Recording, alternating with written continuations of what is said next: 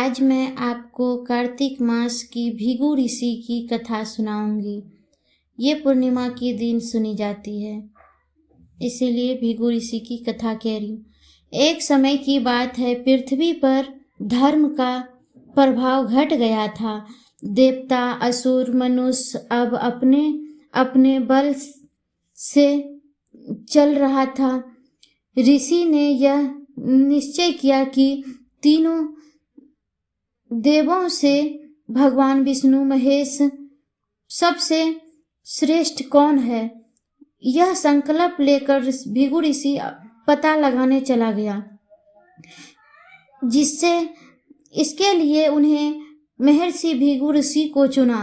भृगु ऋषि ने प्रणाम किया और बोला, मैं जानकर तीनों देवों की परीक्षा कैसे करूंगा। यह जानकर भृगु ऋषि से आग्रह करने लगे तो वह परीक्षा देने के लिए तैयार हो गया। पहला स्थान ब्रह्मा जी का लोक गया। भृगु ऋषि पहले ब्रह्मा जी के लोक पहुँचे और ब्रह्मा जी ने देखा कि भृगु ऋषि बिना प्रणाम किए सीधे अंदर चले गए। ब्रह्मा जी को क्रोध आया, पर वे चुप रहे। भृगु ऋषि ने सोचा, ब्रह्मा जी को क्रोध है, इसीलिए ये श्रेष्ठ नहीं है। फिर वह भृगु ऋषि सोचा, अब हम कैलाश पर्वत पर प्रस्थान करते हैं, शिव जी के पास जाना चाहेंगे। फिर भृगु ऋषि कैलाश पर्वत पर गए। वहाँ कैलाश पर्वत पर पहुँचे। वहाँ महादेव पार्वती के संग विराजमान थे।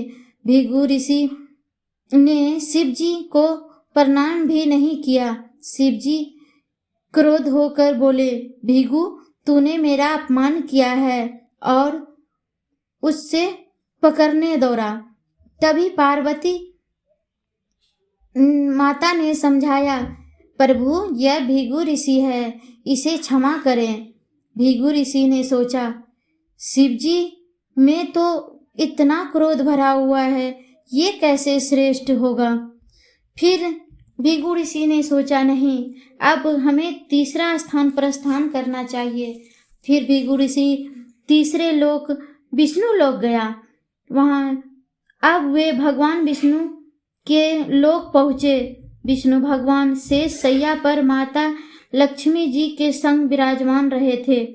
भृगु ऋषि ने क्रोध में आकर भगवान विष्णु के सीने पर लात मार दी।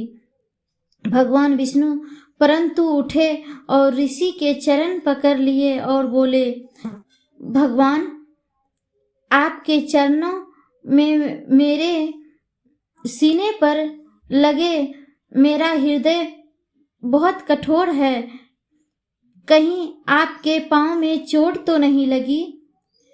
यह आग्रह करते हुए भगवान भृगु ऋषि के आगे चरणों में गिर पड़े। यह देखकर भृगु ऋषि की आंखों में आंसू बहने लगे और बोले, हे प्रभु, आप ही परम श्रेष्ठ हैं, आप सबसे श्रेष्ठ हैं। आपका हृदय ना क्रोध है ना अभिमान, केवल प्रेम है, इसीलिए तीनों लोक में सबसे श्रेष्ठ। तभी लक्ष्मी माता को क्रोध आया और यह देखकर लक्ष्मी माता अत्यंत दुखी होकर क्रोध में आ गया और कहा, प्रभु, यह मुनि आपके सीने पे लात मारा है और आप इसका आदर कर रहे हैं। मैं यह अन्याय सह नहीं सकती। फिर लक्ष्मी माता जी ने क्रोध में कहा, भृगु, मेरे पति मेरे स्वामी श्री विष्णु जी का अपमान किया है, इसीलिए मैं तुम्हें श्राप देती हूँ। तुम्हें स्त्री शरीर में जन्म लेना पड़ेगा और अपने ही कर्मों का भोग भोगना पड़ेगा। भृगु ऋषि ने शांत भाव से उत्तर दिया, माता, आप धन की अष्टधात्री देवी हैं। यदि आप मुझे श्राप देंगे तो मेरे लिए वरदान कहाँ रह जाएगा, क्योंकि मैं आपका स्वरूप अनुभव कर सकता हूँ। मैं चाहता हूँ कि आप मेरे घर पुत्री के रूप में जन्म लें, यही मेरी कामना है। फिर भगवान विष्णु ने माता लक्ष्मी को समझाया, हे देवी, यह सब मेरी लीला है, मुनि का अपमान नहीं, परीक्षा था। जो हुआ वह भविष्य के कल्याण के लिए हुआ। तब लक्ष्मी माता का पुनः जन्म का लीला हुआ।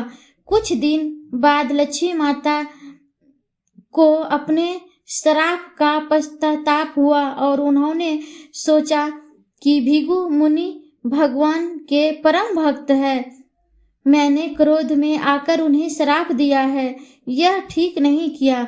भगवान विष्णु ने कहा, देवी, अब यह श्राप लीला रूप में ले चुका है, तुम स्वयं उनकी कन्या बनकर जन्म लोगी ताकि यह श्राप मुक्त हो जाए और भक्तों का कल्याण हो।